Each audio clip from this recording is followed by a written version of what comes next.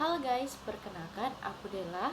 Di sini aku ingin menyampaikan terkait strategi STP yaitu segmenting, targeting, dan positioning. Yuk kita bahas.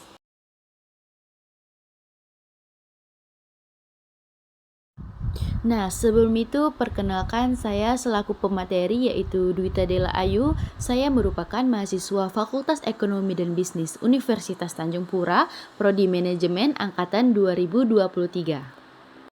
Nah, pembahasan kita pada kali ini mencakup pendahuluan, segmentasi, targeting, positioning, serta kesimpulan. Lalu, untuk tujuan pembelajarannya, yang pertama kita mampu memahami konsep dan tahapan STP, lalu mampu mengidentifikasi segmen pasar yang potensial, lalu menentukan target pasar yang paling sesuai, serta mampu merumuskan strategi positioning yang efektif. Nah, kenapa sih STP itu penting? Nah, seperti yang udah dicantumkan bahwa sumber daya terbatas, lalu pasar yang heterogen, persaingan ketat, dan mampu meningkatkan kepuasan pelanggan dan profitabilitas. Nah, coba bayangkan, di pasar yang begitu luas dan beragam ini, kita kan tidak mungkin bisa melayani semua orang dengan cara yang sama. Sumber daya kita, baik itu waktu, anggaran, maupun tenaga, sangatlah terbatas.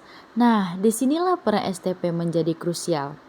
Nah, strategi STP ini memungkinkan kita untuk memfokuskan upaya pemasaran kita ke target yang benar-benar tepat. Ini akan membantu kita membedakan diri dari pesaing, karena kita tahu persis siapa yang kita layani dan bagaimana cara terbaik untuk melayani mereka. Hasilnya, tentu saja peningkatan kepuasan pelanggan dan yang paling penting, peningkatan profitabilitas bagi bisnis kita. Nah, singkatnya STP adalah kompas yang akan menuntun kita dalam setiap keputusan pemasaran. Lalu pada segmenting, proses membagi pasar yang besar dan heterogen menjadi kelompok-kelompok konsumen yang lebih kecil dan homogen. Nah, tujuan segmenting ini mengenali sekelompok konsumen yang berbeda, mengidentifikasi peluang pasar baru, mengembangkan produk dan layanan yang lebih sesuai, serta meningkatkan efisiensi upaya pemasaran. Lalu, manfaat segmenting sendiri yaitu pemasaran yang lebih terfokus dan efisien, pengembangan produk yang lebih relevan, penetapan harga yang lebih tepat, distribusi yang lebih efektif, serta komunikasi pemasaran yang lebih persuasif. Langkah pertama dalam strategi STP itu adalah segmentasi. Nah, bayangkan pasar sebagai sebuah samudera yang luas dihuni oleh jutaan individu dengan kebutuhan, keinginan, dan perilaku yang sangat beragam. Melakukan segmentasi ini berarti kita memecah samudera besar menjadi kolam-kolam yang lebih kecil atau kelompok-kelompok konsumen yang homogen. Nah, setiap kelompok ini memiliki karakteristik yang serupa, baik dari sisi demografi, psikografi, maupun perilaku. Dengan mengenali kelompok-kelompok ini, kita bisa melihat pasar dengan lebih jelas, mengidentifikasi peluang-peluang baru yang mungkin tersembunyi, dan mempersiapkan diri untuk melayani mereka dengan cara yang lebih personal dan relevan. Untuk memecah pasar ini, kita menggunakan berbagai variabel. Kita bisa mengelompokkan konsumen berdasarkan geografis di mana mereka tinggal, kemudian demografis itu berapa usia mereka, apa pekerjaan mereka, berapa penghasilannya. Selanjutnya ada psikografis. Nah, bagaimana gaya hidup, minat, dan kepribadian mereka. Dan yang tak kalah penting, perilaku. Nah, di sini itu bagaimana mereka menggunakan produk, apa manfaat yang mereka cari. Namun tidak semua segmentasi itu efektif. Ada beberapa kriteria kunci yang harus dipenuhi, yang sering kita singkat sebagai MESS, yaitu yang pertama measurable atau terukur. Kita harus bisa mengukur ukuran dan daya beli segmen tersebut. Lalu ada accessible atau terjangkau, yaitu kita harus bisa menjangkau dan melayani segmen tersebut secara efektif. Lalu ada substansial, yaitu segmen tersebut harus cukup besar dan menguntungkan untuk dilayani. Lalu ada differentiable atau dapat dibedakan, yaitu segmen harus merespon secara berbeda terhadap upaya pemasaran yang berbeda terhadap upaya pemasaran yang berbeda. Lalu ada actionable atau dapat ditindaklanjuti, kita harus bisa merancang program pemasaran yang efektif untuk segmen tersebut. Lalu pada targeting adalah langkah memiliki satu atau lebih segmen pasar yang paling menarik untuk dilayani, mempertimbangkan ukuran segmen, pertumbuhannya, daya tarik struktural, serta tujuan dan sumber daya perusahaan. Di sini kita akan mengevaluasi semua segmen yang ada dan memilih satu atau lebih segmen yang paling menarik. Nah, ini adalah fase di mana kita memutuskan siapa yang akan menjadi fokus utama kita. Ada beberapa faktor yang kita pertimbangkan, seperti ukuran dan potensi pertumbuhan segmen, bagaimana persaingan di dalamnya, dan tentu saja apakah segmen tersebut sesuai dengan tujuan dan sumber daya yang kita miliki. Kita bisa memilih untuk melayani seluruh pasar jika memang memungkinkan, menargetkan beberapa segmen berbeda dengan pendekatan berbeda, atau bahkan berfokus pada satu segmen yang sangat spesifik jika sumber daya kita terbatas. Nah, terakhir namun tak kalah penting adalah positioning. Positioning adalah upaya merancang penawaran dan citra perusahaan agar menempati tempat yang jelas dan khas dalam benak konsumen target. Bertujuan menciptakan citra merek yang kuat dan membedakan diri dari pesaing.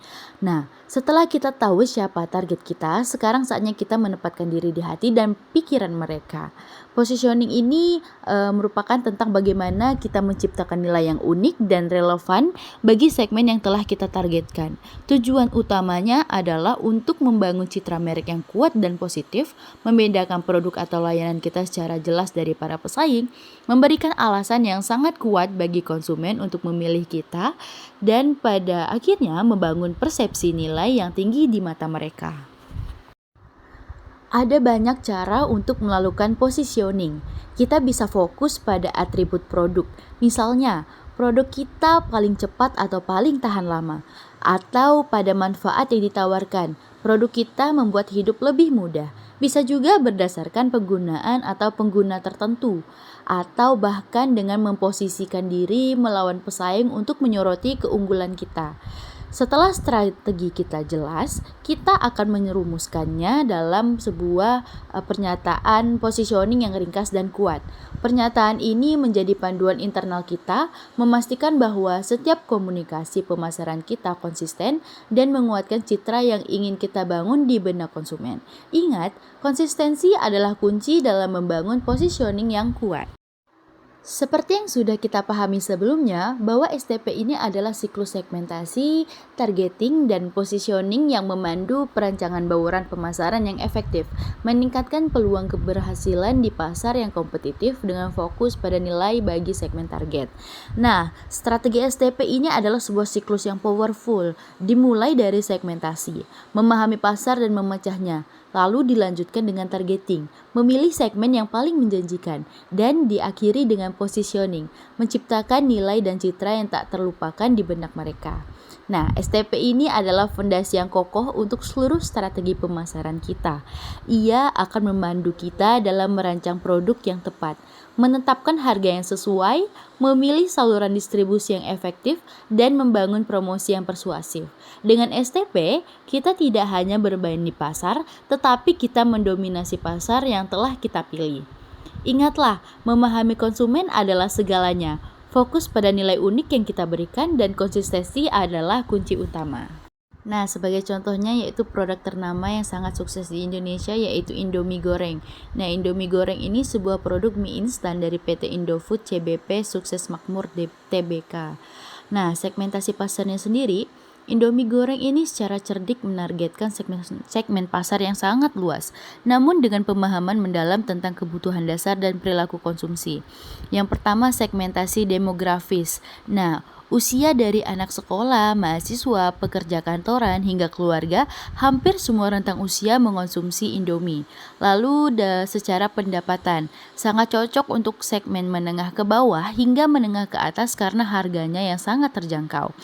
Lalu pekerjaan atau berdasarkan gaya hidup. Nah, mahasiswa dan pekerja sibuk yang membutuhkan makanan cepat saji, ibu rumah tangga yang mencari alternatif praktis, hingga pendaki gunung yang butuh asupan energi cepat. Lalu segmentasi geografis. Nah, urban dan rural. Nah, di sini distribusi yang sangat merata menjangkau kota besar hingga pelosok desa di seluruh Indonesia. Lalu nasional dan internasional. Nah, Indomie juga sukses menembus pasar global, membuktikan relevansinya di berbagai kultur. Lalu segmentasi psikografis. Nah, di mana gaya hidup di sini konsumen yang mencari kepraktisan, kecepatan, dan kenikmatan dalam makanan. Lalu secara nilai, makanan yang memberikan rasa comfort atau kenyamanan dan nostalgia. Lalu pada segmen perilaku, manfaat yang dicari, kepuasan instan, rasa yang familiar dan lezat, harga terjangkau, kemudahan penyajian. Lalu pada tingkat penggunaan, dari sesekali sebagai cemilan hingga sering sebagai makanan utama atau alternatif saat darurat. Lalu pada penentuan target pasar, meskipun segmennya luas, Indomie goreng ini tidak mengabaikan perbedaan. Mereka justru menargetkan hampir seluruh pasar Indonesia dengan pendekatan pemasaran yang terdiferensiasi namun dominan. Nah, pemasaran terdiferensiasi itu Indomie tidak hanya fokus pada satu segmen sempit, mereka memilih untuk menjadi mie instan pilihan utama bagi siapa saja yang membutuhkan makanan praktis, lezat, dan terjangkau. Mereka mengerti bahwa meskipun ada segmen dengan preferensi yang sangat spesifik, misalnya mie organik, segmen mayoritas tetap mencari kombinasi harga, kualitas, rasa yang ditawarkan Indomie. Skala ekonomi. Dengan menargetkan pasar yang sangat luas, Indomie dapat mencapai skala ekonomi yang masif dalam produksi dan distribusi, memungkinkan mereka mempertahankan harga yang kompetitif. Brand awareness tinggi. Fokus pada penetrasi pasar yang luas membantu mereka membangun brand awareness yang luar biasa, hingga nama Indomie seringkali menjadi generik untuk mie instan. Lalu penempatan posisi produk. Positioning Indomie goreng di benak konsumen adalah kunci utama kesuksesannya. Mereka berhasil menempatkan diri sebagai mie instan terenak dan paling otentik. Ini adalah inti dari positioning mereka. Rasa Indomie goreng dianggap ikonik dan sulit ditiru. Menciptakan loyalitas yang kuat, mereka mengedukasikan konsumen bahwa ini bukan sekedar mie, melainkan rasa yang tak pernah berubah. Lalu penyelamat saat lapar, praktis dan terjangkau. Ini menyoroti manfaat fungsional utama produk ketika lapar melanda dan waktu terbatas. Indomie goreng adalah solusi cepat dan ekonomis. Lalu bagian dari budaya dan memori kolektif. Indomie telah berhasil melampaui sekadar produk makanan. Ia diasosiasikan dengan momen-momen tertentu, begadang, akhir bulan, hujan, atau comfort food. Ini adalah positioning emosional yang sangat kuat. Kualitas terpercaya dengan harga merakyat. Meskipun harganya murah, kualitas rasa dan bahan baku tidak dianggap murahan oleh konsumen.